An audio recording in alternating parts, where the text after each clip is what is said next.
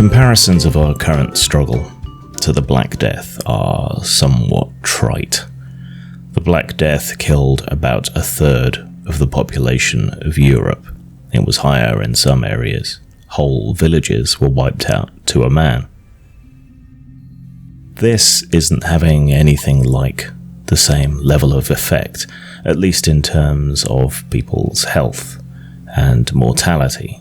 The death percentages are a lot smaller. We'll have a vaccine, almost certainly, within 18 months or so.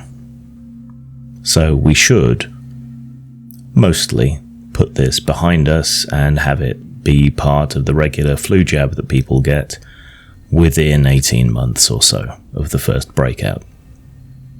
The Black Death, on the other hand, while it started in the 14 and 1500s, was still coming back into the 17th century, and there were even a spate of cases around 1900.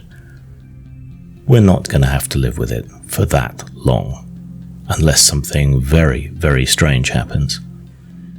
However, when it comes to that social and economic effect, there are parallels, and we can look at people's behaviour and how that parallels how people acted around the time of the plague. There were people, even with this disease going around that killed 30% or more of people, there were people who went out into the street and engaged in drinking and debauchery. Others isolated themselves out of fear and depression. People stopped taking care of themselves, allowed themselves to grow long, scraggly beards.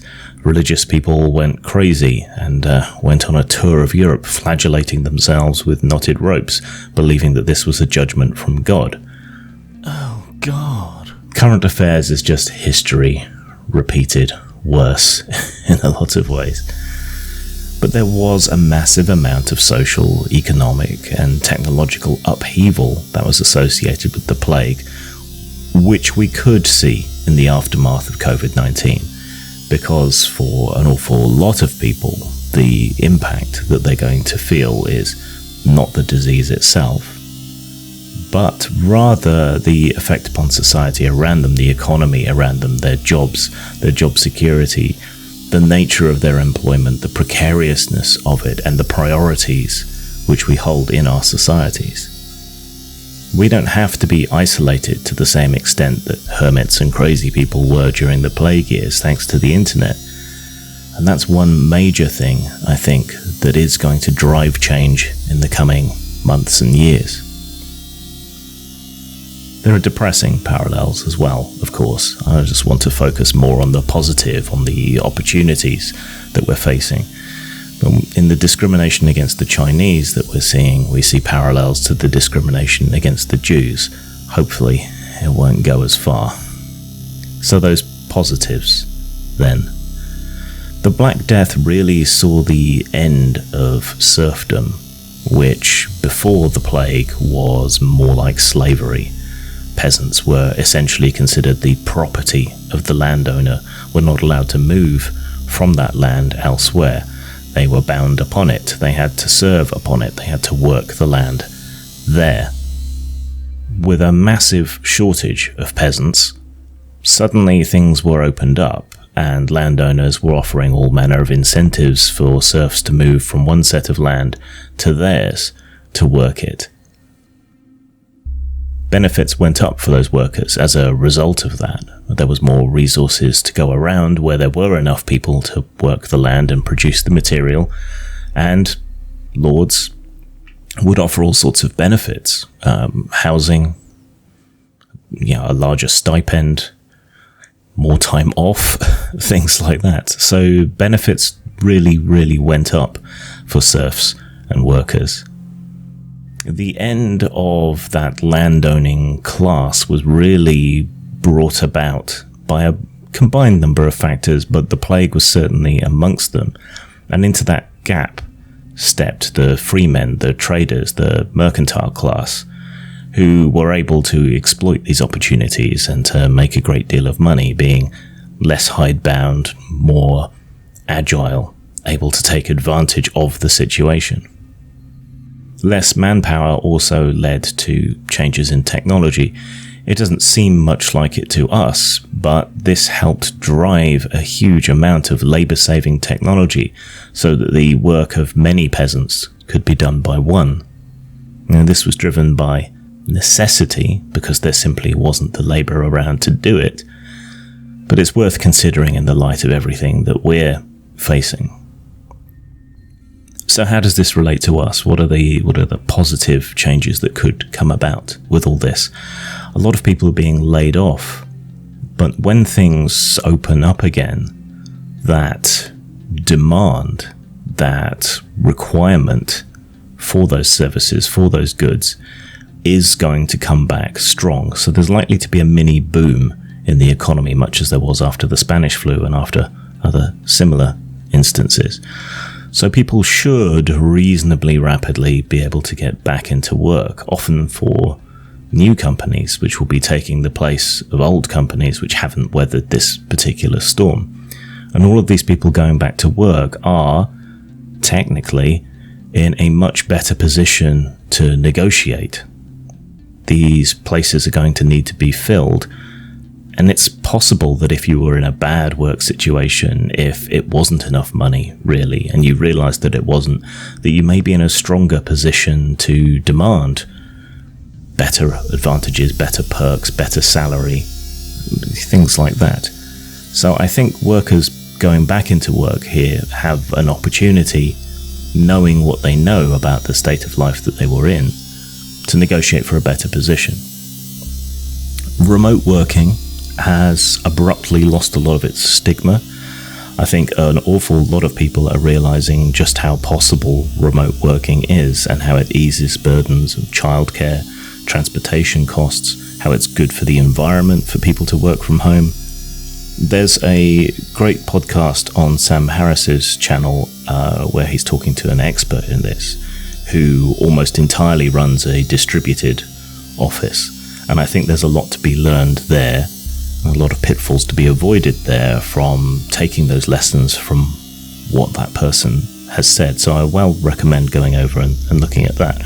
Of course, to me and a lot of other designers, artists, writers, and a lot of people in the tech or knowledge economy, we already know this, but it can easily be extended to call centers and other things like that. This is another area, by the way, in which porn has kind of led the way, because they have long had a situation with call lines and so on where these will get forwarded to people's computers or their mobile phones so that they can work wherever. And this reduces overheads and a great many other issues. You don't have to ensure that your staff are provisioned for. You don't have the costs of upkeeping an office. You don't have the rental costs there. You don't have the liabilities.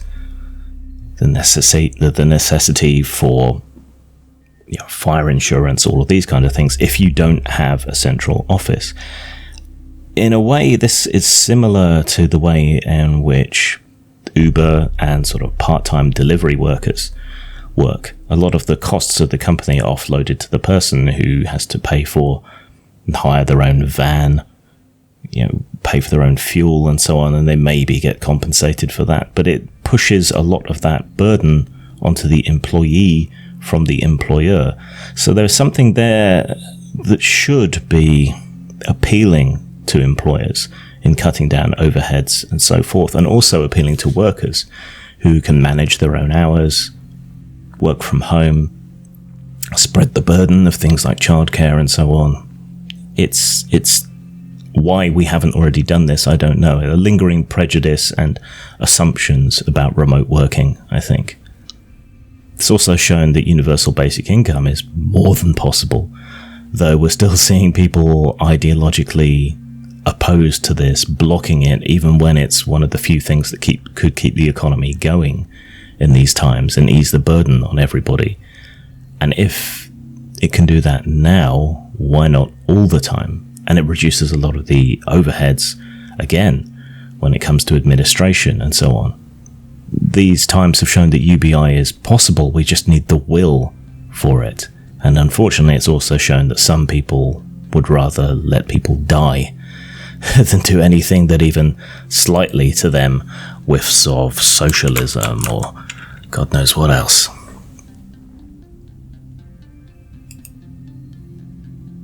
So the stigma of working from home has been depleted. This is a good thing. This could free up things for everybody, and UBI could also free things up for everybody. I think it's also shown how zero-hour contracts and similar precarious employment situations are just not fit for purpose in any way, shape or form, because if you can't go out to work, you've got no income. These people aren't self-employed, they are employed by a particular employer. So I think we need to regulate so that there is at least a baseline salary for everybody, upon the top of which hours can be earned. This has also shown the value of infrastructure and the value of high-speed internet infrastructure. I wouldn't be surprised if we see a great deal more investment in this so that we can weather storms like this in the future a lot better, things like this that happen. Because there are vast swathes of many countries, weirdly the UK and the US, but in particular, that are simply not served with high-speed internet, which means all of these benefits, homework and so on, that could be available to a lot of people are not possible in a lot of areas because the infrastructure simply isn't there. It's also shown abruptly the existence of food deserts, how hard it can be to get groceries in some areas without going a long way away from home. So we're likely to see, I hope, an increase in locality. And this may also extend to us as individuals. This is in line with the principles of anarcho-technocracy, the democratization of technology to everybody. Many people seem to be starting home food gardens. Maybe they'll keep that up. Things like Agrobot and so on may become more financially viable to people. And we've seen how much of a terrible toll just commuting takes upon the environment. In days, areas that have been choked with smog or filthy with polluted water have cleansed themselves. So imagine if just half of us stayed at home, worked from home, the massive positive boon that would be to the environment for everybody. There is opportunity here. There are positives that can be extracted. We just have to understand that in the wake of this, we, the hoi polloi, the proletariat, the precariat, we suddenly have power in a way that we haven't for a very long time to renegotiate, to make demands. And the opportunity has been here for business owners to see the benefits of remote working, of reduced overheads.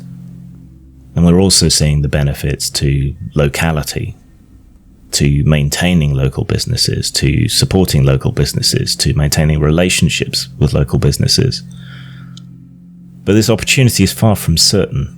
We're also seeing authoritarian elements trying to piggyback on the medical necessity of a more authoritarian stance. We're seeing abuses of power. We're seeing corruption. We're seeing ideological partisanship standing in the way of medical progress in the face of this disease. We're seeing all these negative elements, and our governments seem so hidebound by inertia. This is everywhere. It's just worse in some areas than other. That they're unwilling to even countenance doing what's right, where die for the economy seems to be the cry from certain quarters on the right, and certain quarters on the left seem to be seeking to exploit the situation to forward their particular agendas, which do tend to be more humanistic, but now is not the time to do that. It's to apply what political pressure you can to ensure that the aid that is being given out goes to ordinary people. That people who are in precarious situations and won't be in any sort of stable situation anytime soon, that they have enough to get by, that they don't get thrown out of their houses, that people who are self-employed get support just as much as people who are employed. We can all see it. If we take a moment and we try to remove our ideological blinkers, we can see opportunists. We can see abuses of power, we can see corruption, we can see disinformation, and we can see just how much our leaders actually care about us. It's not much. But opportunism isn't necessarily evil. There are lots of opportunities for everyone, including ordinary people. And it's up to us to grasp that particular nettle. Zang.